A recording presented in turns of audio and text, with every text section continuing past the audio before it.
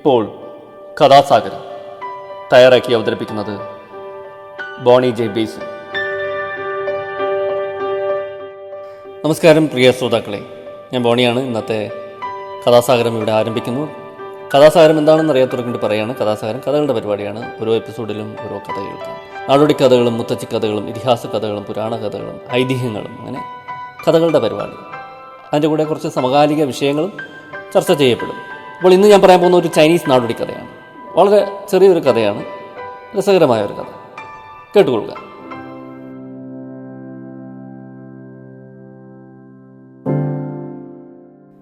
ചൈനയിൽ പണ്ടൊരു കുള്ളനുണ്ടായിരുന്നു. അവൻ അസ്ത്രവിദ്യയിൽ വിദഗ്ധനായിരുന്നു. പക്ഷേ പൊക്കമില്ലാത്തതുകൊണ്ട് അവൻ ഒരു ജോലിയും കിട്ടിയില്ല. പല രാജാക്കന്മാരെയും സമീപിച്ച് അവൻ സൈന്യത്തിൽ ചേരാനുള്ള ശ്രമമൊക്കെ നടത്തി. എന്നാൽ കുള്ളനായതുകൊണ്ട് മാത്രം അവസരങ്ങൾ അവന് നിഷേധിക്കപ്പെട്ടു. അങ്ങനെ ദുഃഖിതനായി നടക്കുമ്പോൾ കുള്ളൻ ഒരു തടിയനെ കണ്ടു. അയാൾക്ക് നല്ല പൊക്കമുണ്ടായിരുന്നു. കുട്ടനെയ്ത്തായിരുന്നു അയാളുടെ ജോലി. കുള്ളൻ അയാളോട് ചോദിച്ചു, നിങ്ങളുടെ പേരെന്താണ്? തടിയൻ പറഞ്ഞു, ഞാൻ മീങ്ങു. നിങ്ങൾക്ക് നല്ല പൊക്കവും തടിയും ഉണ്ടല്ലോ, എന്നിട്ട് എന്തിന് കൊട്ട നെയ്ത് സമയം കളയുന്നു? കുള്ളൻ ചോദിച്ചു. എനിക്ക് മറ്റൊരു ജോലിയും അറിയില്ലല്ലോ, മീങ്ങു പറഞ്ഞു. ഞാൻ നിങ്ങൾക്ക് പറ്റിയൊരു ജോലി വാങ്ങിത്തരാം, എൻ്റെ കൂടെ വരൂ, കള്ളൻ പറഞ്ഞു. അവർ രണ്ടുപേരും കൊട്ടാരത്തിലെത്തി. കുള്ളൻ പറഞ്ഞു, നിങ്ങൾ നേരെ രാജാവിൻ്റെ അടുത്ത് പോകണം. എന്നിട്ട് നിങ്ങൾ അസ്ത്രവിദ്യയിൽ കേമനാണെന്ന് പറയണം. ഉറപ്പായും രാജാവ് നിങ്ങളെ സൈന്യത്തിൽ ചേർക്കും. പക്ഷേ അതിനെനിക്ക് അമ്പെയ്യാൻ അറിയില്ലല്ലോ, മീങ്ങു പറഞ്ഞു. അതൊന്നും സാരമില്ല, എനിക്ക് അമ്പെയ്ത്ത് നന്നായി അറിയാം. ഞാനെപ്പോഴും നിങ്ങളുടെ കൂടെ ഉണ്ടാകും, ഭയപ്പെടേണ്ട. കുള്ളൻ മീങ്ങുവിന് ധൈര്യം നൽകി. മീങ്ങു രാജാവിനെ കണ്ട് കുള്ളൻ പറഞ്ഞതുപോലെ പറഞ്ഞു. രാജാവിന് തടിയനെ ഇഷ്ടപ്പെട്ടു. അയാളെ സൈന്യാധിപനെ ആക്കുകയും ചെയ്തു. ഇതിൽ പരം ഭാഗ്യം തടിയൻ ഇനി എന്തു വേണം? അയാൾക്ക് സന്തോഷമായി. അങ്ങനെ മീങ്ങുവിൻ്റെ കൂടെ കുള്ളനും സുഖമായി ജീവിക്കാൻ തുടങ്ങി. ഒരു ദിവസം ജനങ്ങൾ രാജാവിനെ കണ്ട് ഉണർത്തിച്ചു. പ്രഭു, ഒരു കടുവ കാട്ടിൽ നിന്ന് ഗ്രാമത്തിലേക്ക് ഇറങ്ങിയിട്ടുണ്ട്. അത് ഞങ്ങളുടെ കന്നുകാലികളെ കൊന്നു തിന്നുന്നു. ഞങ്ങൾക്ക് പുറത്തിറങ്ങാൻ തന്നെ ഭയമായിരിക്കുന്നു, രക്ഷിക്കണേ. രാജാവ് ഉടൻ തന്നെ മീങ്ങുവിനെ വിളിച്ച് ആജ്ഞാപിച്ചു. പോകൂ, പോയി കടുവയെ കൊന്നിട്ട് വരൂ. മീങ്ങു ഭയന്നു വിറച്ചു. അയാൾ കുള്ളനോട് കാര്യങ്ങൾ വിവരിച്ചു. അപ്പോൾ കുള്ളൻ പറഞ്ഞു, നിങ്ങൾ കടുവ ഇറങ്ങുന്ന ഗ്രാമത്തിൽ പോയി കല്ലും വടിയും മറ്റായുധങ്ങളും ഏന്തിയ ഏകദേശം 100 ആളുകളെ സംഘടിപ്പിക്കുക. അവരെ പലയിടത്തായി ഒളിച്ചിരിക്കാൻ നിർദ്ദേശം നൽകുക. കടുവയുടെ അലർച്ച കേട്ടാലുടൻ നിങ്ങൾ കുറ്റിക്കാടിന് പിന്നിൽ ഒളിക്കുക. കടുവയെ ആളുകൾ കൊന്നുകൊള്ളും. അവർ അതിനെ കൊന്നു കഴിഞ്ഞാൽ നിങ്ങൾ പറയണം, രാജാവ് കടുവയെ ജീവനോടെ കൊണ്ടുവരാനാണ് പറഞ്ഞത് എന്ന്.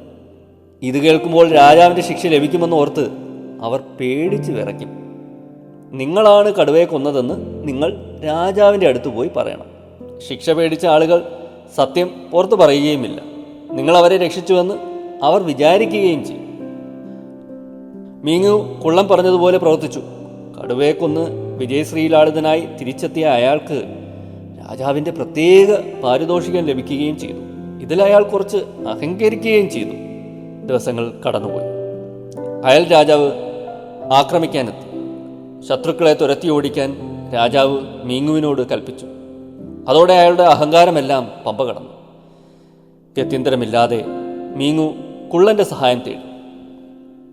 കുള്ളൻ്റെ നിർദ്ദേശമനുസരിച്ചു മീങ്ങു ആനപ്പുറത്ത് കയറി യുദ്ധത്തിന് പുറപ്പെട്ടു. ആനപ്പുറത്തെ ഇരിപ്പിടത്തിൽ മീങ്ങുവിനോടൊപ്പം കുള്ളനുമുണ്ടായിരുന്നു. പക്ഷേ അയാളെ ആരും കണ്ടില്ല. ശത്രു സൈന്യത്തെ കണ്ടതും മീങ്ങു പേടിച്ചരണ്ട് ആനപ്പുറത്തു നിന്നും ചാടി ഇറങ്ങാനൊരുങ്ങി. താഴെ വീണാൽ ആനയുടെ ചവിട്ടേറ്റ് അയാൾ ചാകുമെന്നറിയാവുന്ന കുള്ളൻ അയാളെ ആനയോട് ചേർത്ത് കെട്ടിയിട്ടു. അതിനുശേഷം കുള്ളൻ ശത്രുക്കൾക്ക് നേരെ ശരവർഷം തുടങ്ങി. അവൻ്റെ ലക്ഷ്യം ഒന്നും തന്നെ പിഴച്ചില്ല. കുള്ളൻ യുദ്ധം ചെയ്യുന്നത് കണ്ട് ഭടന്മാർക്ക് ഉത്സാഹം കൂടി. അവരും വീറോടെ പൊരുതി. കുള്ളൻ ശത്രു രാജാവിനെ പിടിച്ചുകെട്ടി കാശി രാജാവിൻ്റെ മുമ്പിൽ ഹാജരാക്കി. കുള്ളനാണ് മീങ്ങുവിൻ്റെ പിന്നിലെ ശക്തി എന്ന സത്യം രാജാവ് മനസ്സിലാക്കി. കുള്ളൻ്റെ സാമർത്ഥ്യത്തിൽ പ്രസന്നനായ രാജാവ് അവനെ സൈന്യാധിപനാക്കി. കുള്ളൻ്റെ അപേക്ഷയനുസരിച്ച് മീങ്ങുവിന് മാപ്പ് നൽകുകയും ചെയ്തു. ഇത്രയുമാണ് ഈ ചൈനീസ് നാടോടിക്കഥ.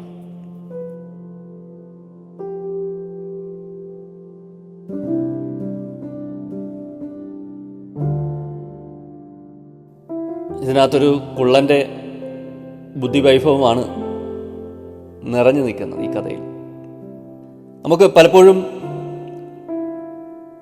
ഒരാളെ അയാളുടെ ആകൃതി കൊണ്ടോ അയാളുടെ നീളം കൊണ്ടോ പൊക്കം കൊണ്ടോ സൗന്ദര്യം കൊണ്ടോ ഒന്നും അളക്കാൻ സാധിക്കില്ല.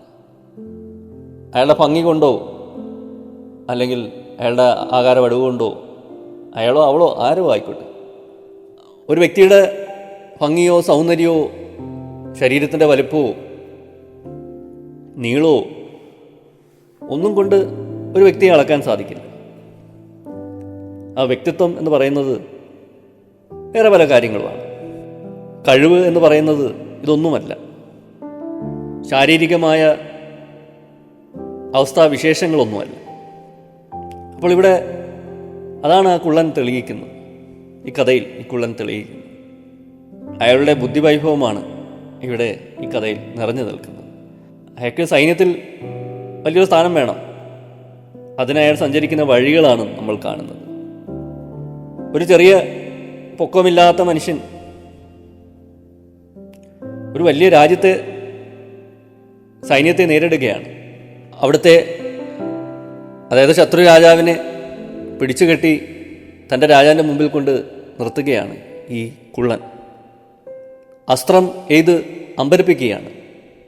തൻ്റെ സൈന്യത്തിലെ പടയാളികൾ മനോവീര്യം നശിക്കുമ്പോൾ ഈ അസ്ത്രവിദ്യയിലെ മാന്ത്രികത കണ്ട് അവർക്ക് മനോബലം തിരിച്ചു കിട്ടുകയാണ്. അവർ ഈ കുള്ളൻ്റെ പിന്നിൽ അണിചേർന്ന് ശത്രുവിനെ നേരിടുകയാണ്. അപ്പോൾ ഒരു ചെറിയ മനുഷ്യൻ പോർക്കളത്തിൽ അത്ഭുതകരമായ ചില പ്രകടനങ്ങൾ കാഴ്ചവെക്കുകയാണ്. നമുക്ക് വിശ്വസിക്കാൻ സാധിക്കാത്ത പ്രകടനം. അപ്പോൾ അതാണ് പറയുന്നത്, ഒരു മനുഷ്യനെ അളക്കാൻ അയാളുടെ ആകാരം കൊണ്ട് സാധിക്കില്ല.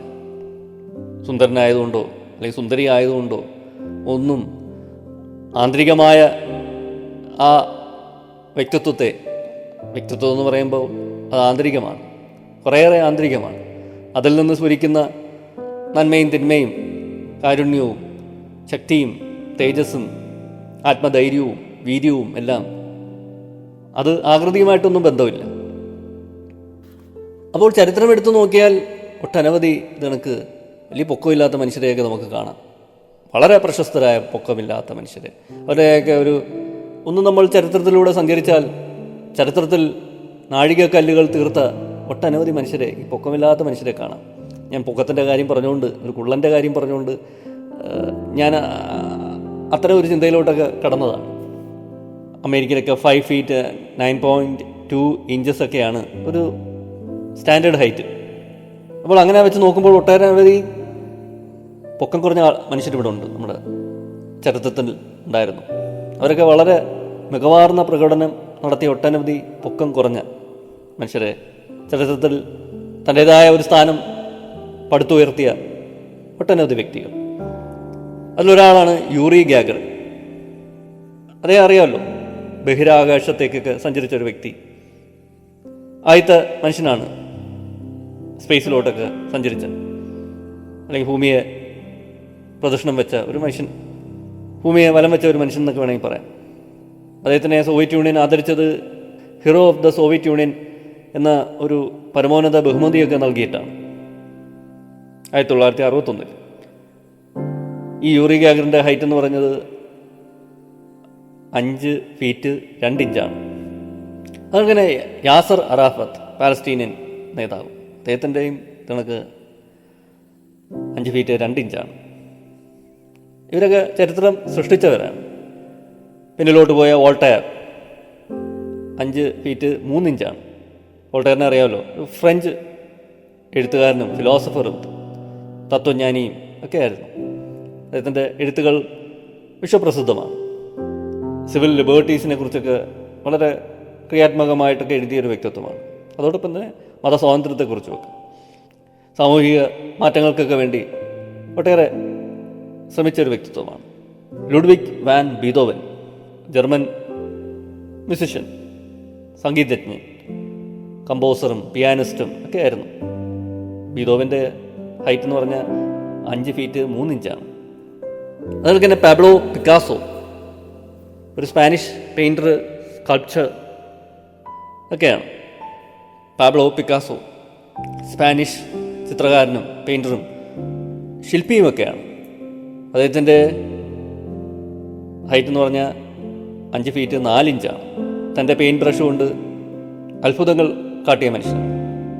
നെപ്പോളിയൻ ബോണപ്പാർട്ട്, അദ്ദേഹവും പൊക്കം കുറഞ്ഞൊരു മനുഷ്യനായിരുന്നു.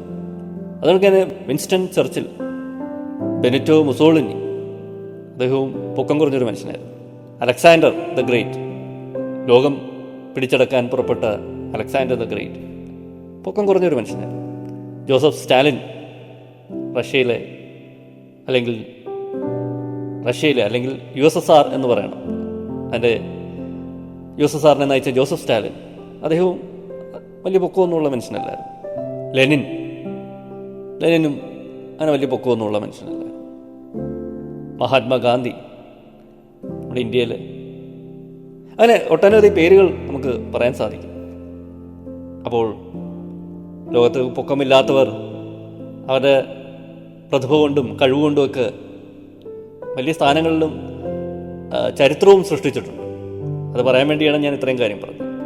ഒരു കുള്ളൻ്റെ കഥ പറഞ്ഞപ്പോൾ തോന്നിയ കുറച്ച് കാര്യങ്ങൾ പറഞ്ഞതേ ഉള്ളൂ. എന്തായാലും ദീർഘിപ്പിക്കുന്നില്ല. അടുത്ത എപ്പിസോഡിൽ നമുക്ക് കാണാം പുതിയൊരു കഥയും പുതിയ കുറച്ച് വിശേഷങ്ങളുമായി. ഇത്ര നേരം എന്നെ കേട്ടിരുന്ന എല്ലാവർക്കും നന്ദി, നമസ്കാരം. Signing off, Boney.